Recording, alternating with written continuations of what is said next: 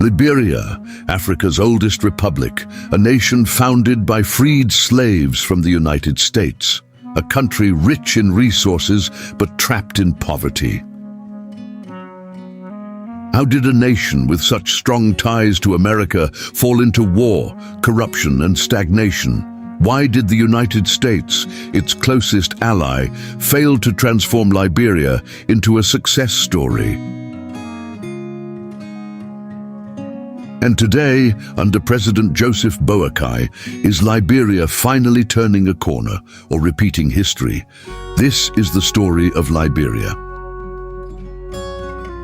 The origins of Liberia. Liberia's story begins in the early 1800s, not in Africa, but in the United States. In 1822, freed black Americans were sent to West Africa by the American Colonization Society. Their mission? To build a new homeland. By 1847, Liberia became Africa's first independent republic. But from the beginning, there was a problem. The settlers, called Americo-Liberians, ruled over the indigenous African population. They created a system that mirrored American society, complete with inequality. For over 100 years, power stayed in the hands of this minority elite. The majority of Liberians were excluded from politics, education, and economic power. This imbalance planted the seeds of future conflict. The one-party state and U.S. influence. For much of its early history, Liberia was essentially a one-party state. The true Whig Party ruled for over a century. Meanwhile, Liberia became deeply tied to the United States. It used the US dollar, hosted American military bases, received massive US aid. In fact, Liberia received more American aid per person than almost any country in the world. But here's the paradox. Despite all this support, Liberia did not industrialize. Instead, its economy depended on foreign companies.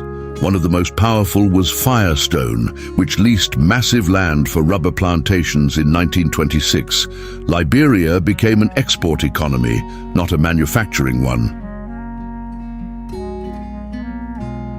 In the 1970s, the economy began to stagnate due to falling prices of iron ore and rubber. Then came the breaking point. The 1980 coup, beginning of chaos. In 1980, everything changed. A soldier named Samuel Doe led a military coup. He overthrew and executed President William Tolbert. For the first time, power shifted from Americo-Liberians to indigenous Liberians. But instead of democracy, Liberia got dictatorship. Doe ruled through fear, tribal favoritism, and corruption.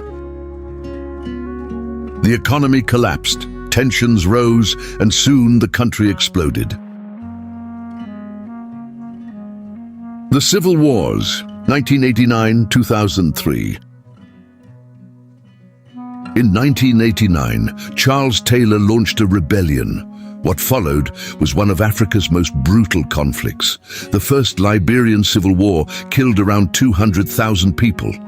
Entire communities were destroyed. Child soldiers were forced into battle. Warlords fought for power, diamonds, and control. The capital, Monrovia, became a battlefield. Even President Doe was captured and brutally killed. And just when peace seemed possible, war returned. The Second Civil War erupted in 1999. By the time it ended in 2003, over 250,000 people were dead. Millions displaced, infrastructure completely destroyed. Liberia was no longer just poor, it was shattered. Post-war recovery and politics. After 2003, Liberia began rebuilding. In 2006, Ellen Johnson Sirleaf became Africa's first elected female president. There was hope. The economy grew rapidly for a time. Foreign investors returned. But deep problems remained. Corruption, weak institutions, heavy reliance on exports, poor infrastructure. Liberia's economy had lost nearly 90% of its GDP during the war. Recovery was slow and fragile. Then came another leader, George Weah, a football legend turned president, but his government struggled with inflation, unemployment, and public frustration. In 2024, Joseph Boakai took power. Why Liberia has stagnated. Why has Liberia struggled economically despite its resources and US support? There are several key reasons. Number one, elite control and inequality. From the beginning, wealth and power were concentrated in a small group.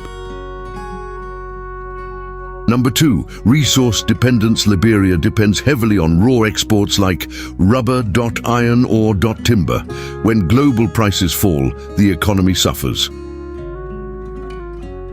Number three, foreign dominance.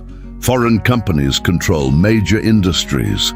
Profits often leave the country instead of building local wealth. Number four, civil war destruction. War wiped out infrastructure, education, and institutions.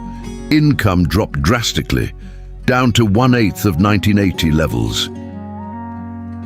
Number five, weak infrastructure and small market. Liberia still struggles with roads, electricity, trade connections.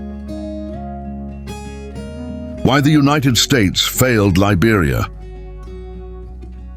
Liberia is often called America's stepchild, so why didn't the US turn it into a success story? Number one, strategic, not developmental support. US aid focused on military access, political influence, not long-term industrial development. Number two, support for elites. The US backed ruling elites, even when they excluded the majority. Number three, corporate interests. Companies like Firestone benefited massively, but Liberia remained dependent, not empowered. Number four, Cold War politics. Liberia was useful geopolitically, not economically. Number five, lack of institutional building. There was little focus on building strong governance systems. Result, aid came, but development did not. Liberia under President Boakai. Joseph Boakai became president in 2024. A veteran politician, he promised anti-corruption reforms, economic revival, national unity. His government has introduced a record national budget of about $1.2 billion, plans to attract foreign investment, efforts to strengthen laws and institutions. He has also pushed for a war crimes court, seeking justice for past atrocities, and in a historic move, he publicly apologized to victims of the civil wars. But challenges remain: high unemployment, economic fragility, public skepticism. Experts say change will be slow. The future of Liberia. Liberia stands at a crossroads. Its future depends on key decisions.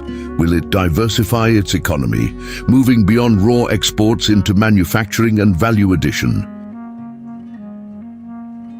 Will it fight corruption? Without accountability, growth will remain limited.